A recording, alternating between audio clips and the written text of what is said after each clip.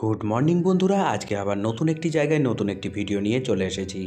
আজকে আমি এসেছি নদিয়ার করিমপুরে।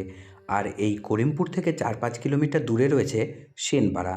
সেই সেনপাড়াতে রয়েছে খুব সুন্দর একটা কৃষ্ণকালী মন্দির। তো আজকের ভিডিওতে তোমাদের সেই কৃষ্ণকালী মন্দির ঘুরিয়ে দেখাবো। শুধু ঘুরিয়েই দেখাবো না, কিভাবে মন্দিরে আসতে হবে, মন্দিরের ওপেনিং টাইম, মন্দিরের ক্লোজিং টাইম, কখন আসলে পুজো দিতে পারবেন, সমস্ত কিছু নিয়ে আলোচনা করব। মন্দিরের একদম সামনেই গরুরের এই মূর্তিটা বসানো রয়েছে। এছাড়াও মন্দিরের একদম সামনে গ্রিল দিয়ে রেলিং করে তার চারপাশ দিয়ে সারিবদ্ধভাবে ঝাউ গাছ, বিভিন্ন ধরনের ফুল গাছ লাগানো রয়েছে। মন্দিরের ভেতরে যাওয়ার জন্য দুখানা গেট রয়েছে। তার মধ্যে বাঁ দিকের যে গেটটা রয়েছে সেটা দিয়ে গেলে সরাসরি মন্দির প্রাঙ্গণে প্রবেশ করতে পারবেন। আর ডান দিকের যে গেটটা রয়েছে সেটা দিয়ে গেলে একটা সিঁড়ি আছে, সেই সিঁড়ি বেয়ে ওপরে একটা গণেশজির মন্দির আছে। সেই গণেশজির মন্দিরে গণেশজিকে দর্শন করে তারপরে মন্দির প্রাঙ্গণে প্রবেশ করতে হবে। তো এখন যেহেতু ডান দিকের গেটটা বন্ধ রয়েছে, তাই আমি বাঁ দিকের গেট দিয়ে সরাসরি মন্দিরের ভেতরে প্রবেশ করছি। মন্দিরের ভেতরে ঢুকেই সবার প্রথমেই রয়েছে বিরাট বড় এক নাট মন্দির। নাট মন্দিরটা একদম পরিষ্কার পরিচ্ছন্ন, ঝাঁ চকচকে। আর নাট মন্দিরের চারপাশের দেওয়ালে দেখতে পেলাম যে গান বাজনার জন্য বক্সেরও ব্যবস্থা রয়েছে।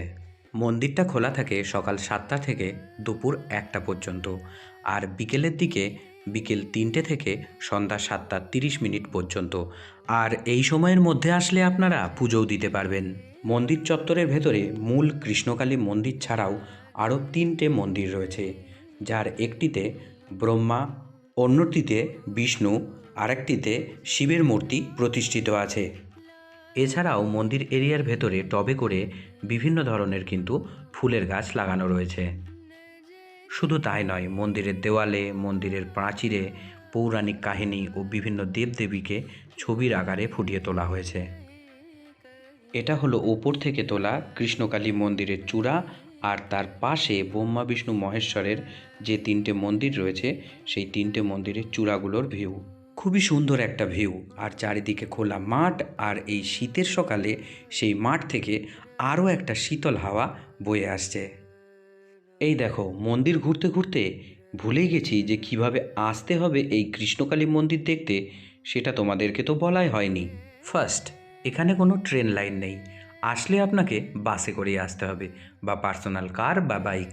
কৃষ্ণনগর স্টেশন থেকে বাসে করে আসতে হবে করিমপুরে, আর করিমপুরে নেমে সেখান থেকে টোটো ধরে সেনপাড়া কৃষ্ণকালী মন্দির। অন্যভাবে বহরমপুর স্টেশন থেকে করিমপুরগামী বাস ধরে এসে নামতে হবে সেনপাড়া কৃষ্ণকালী মন্দির। এই দেখো, বলতে বলতে চলে এসেছি মন্দির চত্বরের মূল মন্দির কৃষ্ণকালী মন্দিরে। এটা হলো মায়ের মূল বিগ্রহ।